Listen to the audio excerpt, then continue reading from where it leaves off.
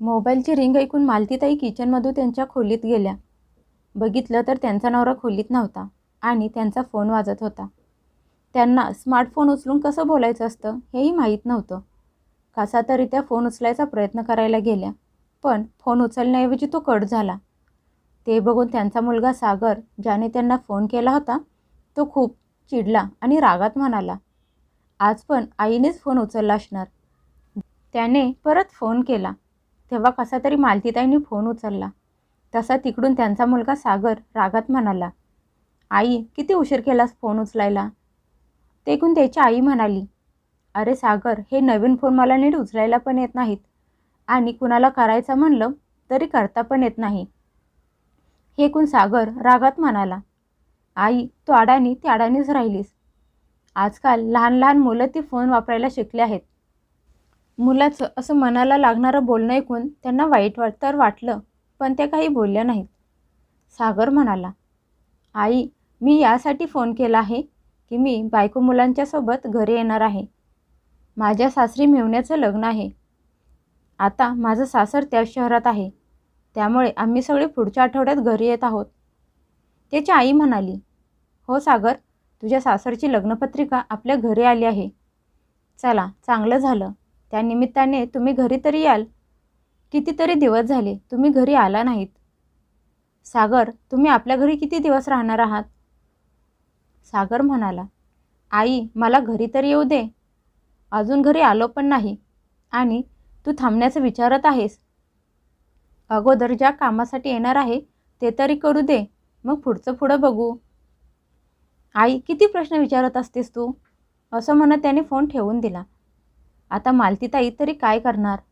आईचं मन आहे म्हटल्यावर मुलाचा फोन आल्यावर त्याला विचारल्याशिवाय राहणार आहे का. मग मुलगा प्रत्येक वेळी रागवला तरी चालेल. फोन ठेवून मालतीताई परत किचनमध्ये जाऊन त्यांचं काम करायला लागल्या.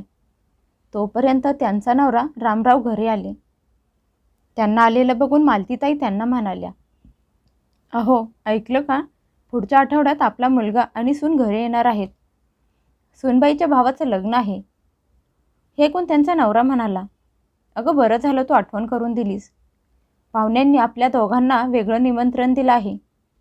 सूनबाईंच्या वडिलांचा फोन आला होता. त्यांनी आपल्या दोघांना आग्रहाचं निमंत्रण दिलं आहे. मी म्हणालो, लग्नाला सूनबाई, सागर आणि मी येत आहे. मग सागरच्या आईला घेऊन यायची काय गरज आहे आणि घरातल्या सगळ्यांनी यायची काय गरज आहे.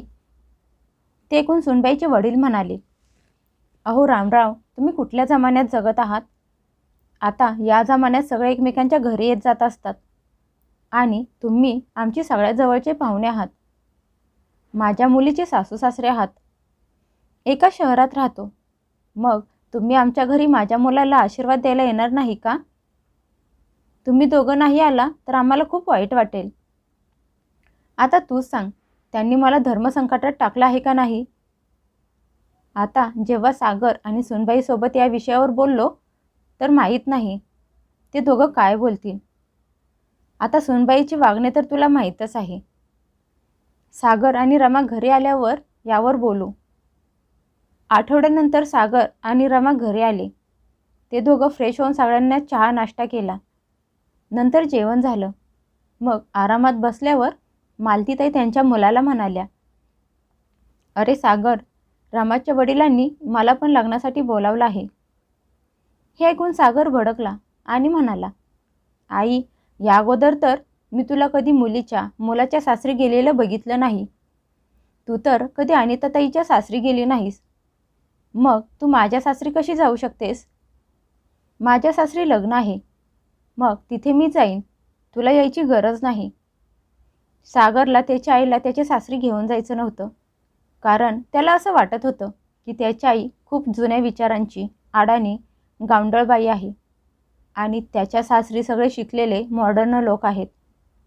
त्याच्या आईला त्याच्यासोबत घेऊन गेले तर त्यांची इज्जत कमी होऊ नये. 4 लोकांच्या समोर त्यांना खाली बघायला लागू नये. त्यामुळे त्याने त्याच्या आईला लग्नाला येण्यास स्पष्ट नकार दिला.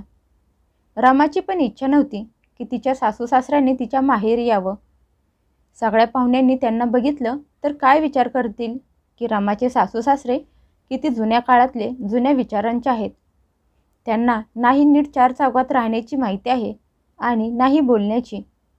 त्यांच्यामुळे माझ्या सगळ्या पाहुण्यांच्या समोर माझं नाक कापलं जाईल.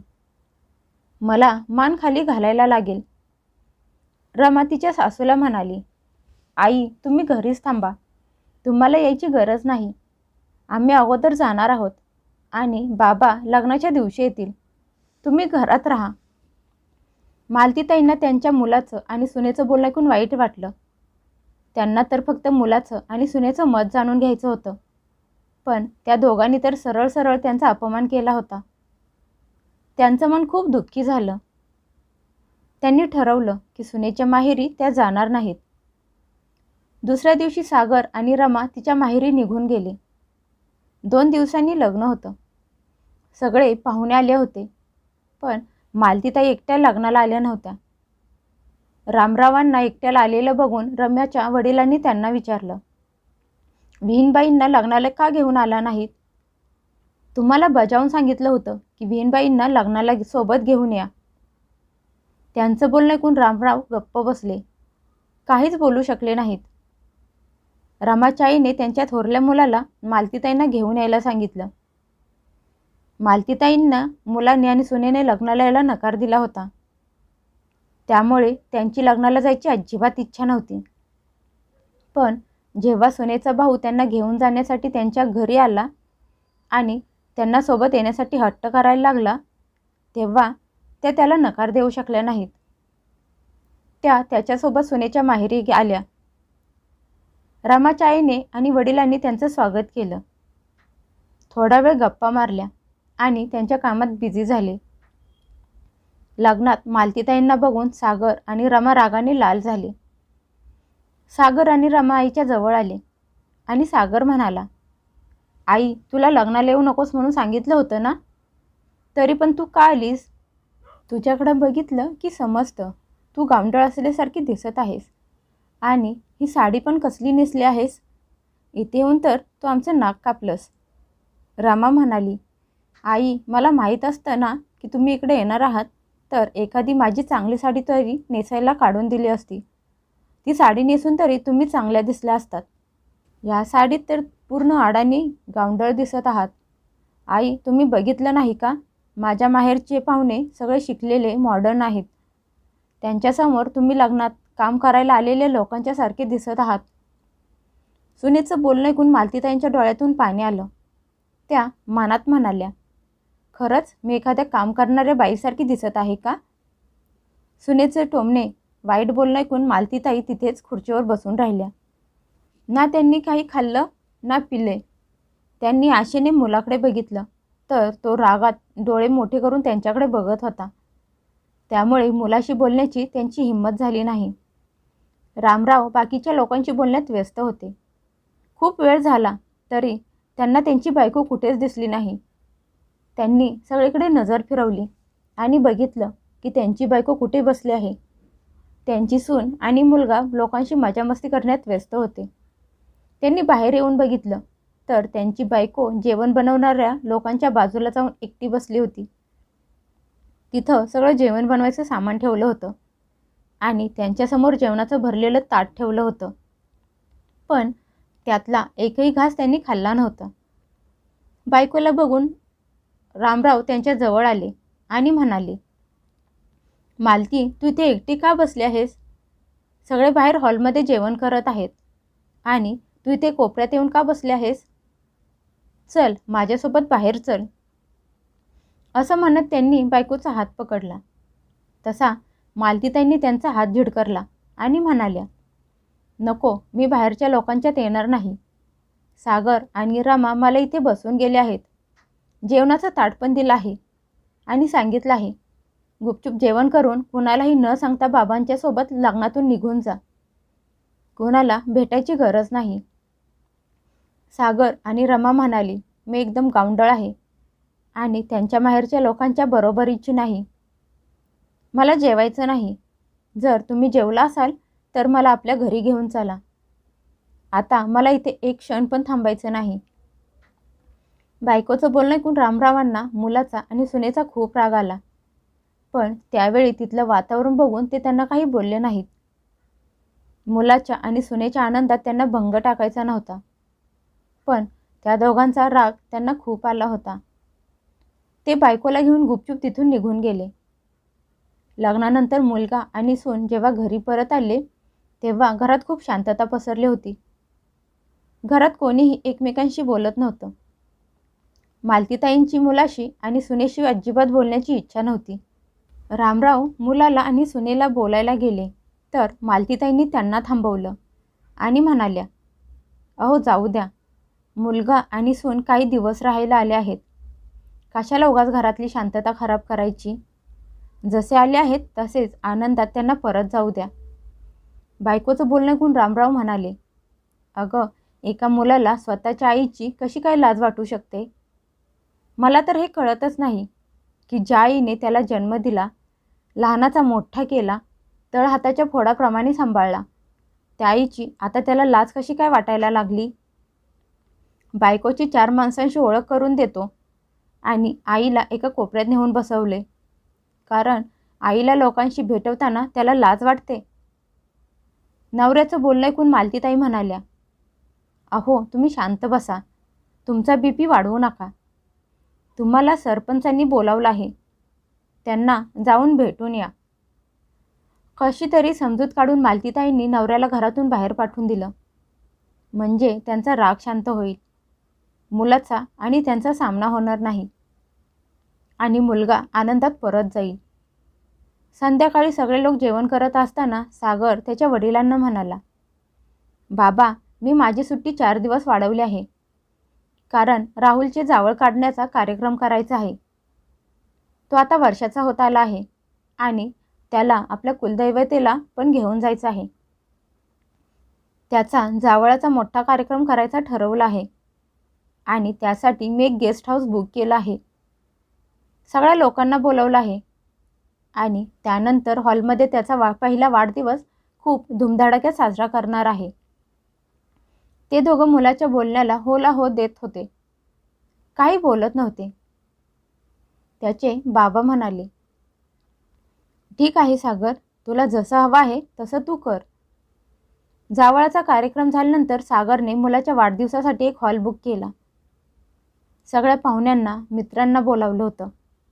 आजूबाजूच्या लोकांना पण बोलावलं होतं. रमा तिची एक साडी आणून सासूला देत म्हणाली, आई, आज राहुलचा वाढदिवस आहे. माझी अशी इच्छा नाही की तुम्ही तुमची ती जुनी पुराणी साडी नेसून माझ्या मुलाच्या वाढदिवसाला यावं आणि मला तुम्हाला माझी सासू बोलून घ्यायला पण लाज वाटेल. त्यामुळे मी माझी एक महाग साडी तुमच्यासाठी घेऊन आली आहे. ती नेसून तुम्ही पार्टीत या, म्हणजे कमीत कमी थोड्यात तरी चांगल्या दिसाल. नाहीतर कुणाशी तुमची ओळख करून देताना पण मला तुमची लाज वाटेल. आई, माहीत नाही तुम्ही कुठून आणि कसले कपडे खरेदी करता. तुमची पसंत खूप वाईट आहे, असं म्हणत तिने तोंड वाकडं केलं. पार्टीच्या दिवशी सगळे हॉलमध्ये पोहोचले होते. रमाच्या माहेरचे सगळे लोक आले होते, पण तिचे सासू सासरे हॉलमध्ये कुठेच दिसत नव्हते. सागरने त्याच्या वडिलांना फोन केला आणि म्हणाला, बाबा, तुम्ही अजूनपर्यंत हॉलमध्ये पोहोचला का नाही? आईला घेऊन लवकर हॉलमध्ये या, केक कापायची वेळ झाली आहे. कारण त्याला माहीत होतं, जर त्याच्या आईबाबा दिसले नाहीत तर रमाचे आईबाबा 4 वेळा विचारणार की ते लोक नातवाच्या वाढदिवसाला का आले नाहीत आणि तो त्यांच्या प्रश्नाचं काय उत्तर देणार. त्यामुळे लाजेने आणि 4 लोकांना उत्तर द्यायला लागू नये म्हणून तो त्याच्या वडिलांना जोर देऊन म्हणाला, बाबा, तुम्ही आईला घेऊन लवकर या. त्याचे वडील त्याला उत्तर देत म्हणाले, सागर, आम्ही तुमच्यासारख्या मोठ्या लोकांच्या पार्टीत येऊ शकत नाही, कारण तुझ्या आईची आणि माझी लायकी नाही तुमच्या पार्टीत यायची. तुझ्या बायकोला तुझ्या आईची लोकांशी ओळख करून देताना लाज वाटते आणि तीच अवस्था तुझी पण आहे. त्यामुळे आम्ही लोक पार्टीत येणार नाही. ती पार्टी तुमच्यासारख्या शिकलेल्या मॉडर्न लोकांसाठी आहे, आमच्यासारख्या अडाणी गावंढळ लोकांसाठी नाही. त्यामुळे तुमच्या बरोबरीच्या लोकांशी तुम्ही तुमचा वाढदिवस साजरा करा. आमचा आशीर्वाद आमच्या नातवासोबत कायम राहील. असं म्हणत त्यांनी फोन ठेवून दिला. जेव्हा सागरचे आई वडील नातवाच्या वाढदिवसाच्या पार्टीत आलेले दिसले नाहीत, तेव्हा तिथे जमलेले सगळे लोक त्यांना त्यामागचं कारण विचारायला लागले. रमाला तिचे आई वडील प्रश्न विचारत म्हणाले, रमा, तुझे सासू सासरे पार्टीत का आले नाहीत?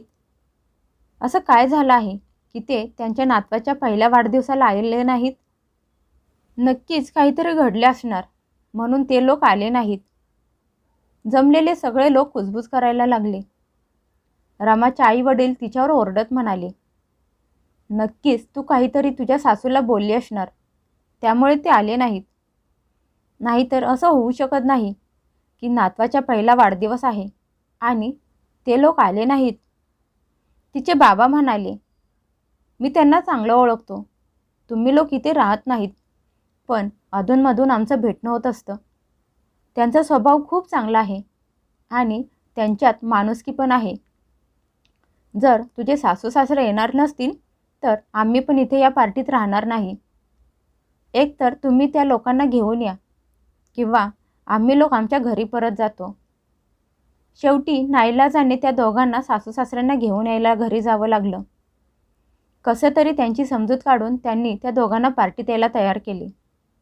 पण रमाची सासू म्हणाली, सुनबाई, तू दिलेली साडी मी नेसणार नाही.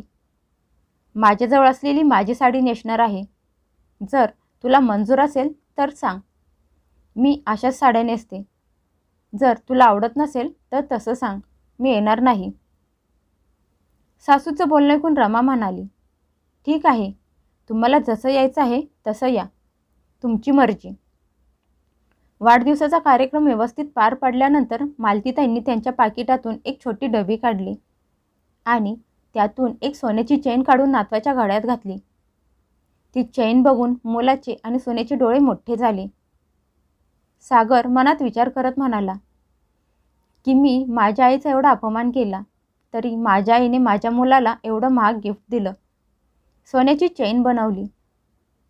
ती सोन्याची चेन बघून बाजूला उभे असलेले रमाचे वडील म्हणाले, बघितलं का रमा, सगळ्या पार्टीत सगळ्यात महाग गिफ्ट तुझ्या मुलाला तुझ्या सासू सासऱ्यांनी दिलं आहे. त्यामुळे आज तुला त्यांची लायकी समजली असेल. आज या पार्टीत एवढे मोठे श्रीमंत लोक आले आहेत, पण कुणीही एवढं मोठं गिफ्ट तुझ्या मुलाला दिलं नाही. त्याच्यावरून तुला त्यांची लायकी समजली असेल. कुणाच्या राहणीमानावरून, त्यांच्या वागण्यावरून किंवा बोलण्यावरून त्यांना पारखणं चुकीची गोष्ट आहे. त्यांचं बोलणं ऐकून रामराम म्हणाले, रामाचे बाबा, तुम्ही बरोबर बोलत आहात. आई वडील त्यांचं पूर्ण आयुष्य जीव मारून तोंडातला घास काढून मुलांना वाढवण्याचा, त्यांना चांगलं आयुष्य देण्याचा प्रयत्न करतात. त्यांना चांगल्यातली चांगली गोष्ट आणून देण्याचा प्रयत्न करतात आणि स्वतः मात्र साधंसुधं राहतात. पण मुलांच्या स्वप्नांशी कधी समझोता करत नाहीत. त्यांचं शिक्षण, त्यांना लागणाऱ्या प्रत्येक गोष्टी, कुठल्याच गोष्टीची त्यांना कमी पडू देत नाहीत.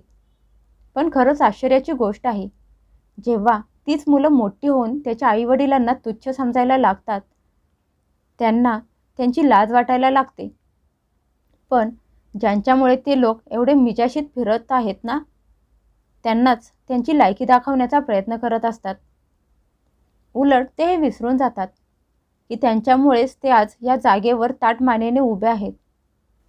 आज रामरावांना संधी मिळाली होती त्यांच्या मुलाला आणि सुनेला 4 गोष्टी ऐकवण्याची. त्यामुळे त्यांनी आज सगळ्यांच्या समोर त्या दोघांना ऐकवलं. रामरावांचं बोलणं ऐकून सागर आणि रमा दोघांनी लाजेने मान खाली घातली. त्यांना त्यांच्या चुकीची जाणीव झाली होती. सागर विचार करायला लागला की आज मी ज्या पोझिशनवर आहे, जर माझ्या आईवडिलांनी मला शिकवलं नसतं तर आज मी पण दुसऱ्या मुलांसारखा गावात शेती करत असतो किंवा उन्हाळ फिरत बसलो असतो. पण शहरात जाऊन नोकरी काय करायला लागलो, मला माझे आई वडील आडाने गावंढळ वाटायला लागले. त्यांचं राहणीमान मला खराब वाटायला लागलं. त्यांची मला लाज वाटायला लागली. उलट लहानपणी मी याच वातावरणात, याच गावात त्यांच्यासोबत राहिलो होतो, लहानपण घालवलं होतं. पण मुलं आणि सुना हे का विसरून जातात की आज जे ते त्यांच्या आईवडिलांशी वागत आहेत, उद्या त्यांची मुलं मोठी झाल्यावर ते पण त्यांच्याशी तसेच वागतील. सागर त्याच्या आईच्या जवळ आला आणि पायात पडून तिची माफी मागत म्हणाला, आई, माझी चूक झाली. मला माफ कर. मी शहरातल्या वातावरणात कमावलेल्या पैशांमुळे आणि रुबाबात हे विसरून गेलो की आईचं स्थान जगात सगळ्यात मोठं आहे.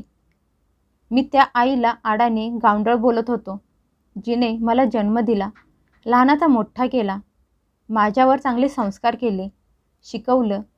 आज मला त्याच आईची 4 लोकांशी ओळख करून द्यायला लाज वाटायला लागली होती. तुम्ही मला शिकवण्यासाठी एक एक पैसा कसा गोळा केला होता ते पण मी विसरून गेलो होतो. आई बाबा, मला माफ करा. मला आज समजलं आहे की आईवडिलांचा मान, त्यांची इज्जत काय असते. रमाने पण तिच्या सासू सासऱ्यांची माफी मागितली.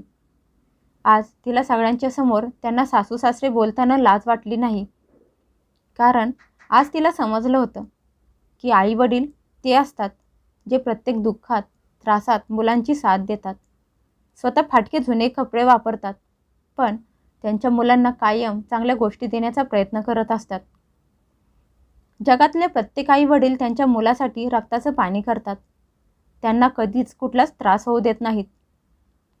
त्यांच्यासाठी एक वेळ उपाशी राहतात, पण मुलांना पोटभर जेवायला घालतात. त्यामुळे कधीच आईवडिलांची लाज वाटून देऊ नका. कधी त्यांचा अपमान करू नका.